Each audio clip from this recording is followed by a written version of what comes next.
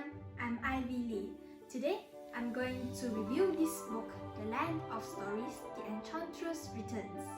It's written by Chris Colfer in 2013 and published by Little Brown. The Land of Stories is a 6-book series of children's fantasy, fiction, and adventure based on fairy tale characters. The Enchantress Returns is the second installment, which is by far my absolute favorite. It is 517 pages long, but don't let that put you off because once you start reading it, you won't be able to put it down. In this book, the 13-year-old Bailey twins, Alex and Connor, are on to their second epic adventure in their quest to defeat the evil Enchantress who cursed Sleeping Beauty. After decades of hiding, the vengeful Enchantress returns, kidnapping the twins' mother and is bent on conquering all of the fairy tale kingdoms and the other world. Will Alex and Connor succeed in saving their mother, the fairy tale kingdoms, and their world from the wrath of the evil Enchantress? I enjoyed this book because it's a masterfully imaginative adventure with truly endearing characters. Alex, the protagonist, is a smart, selfless, and brave girl. Her twin brother Connor is her ultimate sidekick, who stays optimistic in the face of hopelessness and danger. They are joined by Red Riding Hood, the Frog Prince, Jack from Jack and the Beanstalk, and Goldilocks in their quest to create the Wand of Wonderment, which they believe to be the tool to defeat the evil Enchantress. But are they right? The story is set in two worlds: the modern-day real world where the twins live and the magical dimension of the Land of Stories.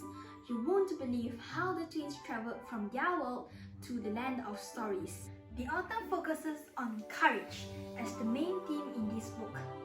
Courage of a young girl who defied her grandmother's orders to stay home, but instead found her own way into the Land of Stories, defying all odds to go against the powerful Enchantress, to save the world and the one she loves. This is one of the most engaging and thrilling books that I've read. It's very well written, the language and vocabulary is easy to understand, and the plot is wonderfully thought out. The author has improved with this second book. You don't necessarily have to read the first book to enjoy the second one because it's a standalone. The humor is spot on for young readers and the suspense is intense.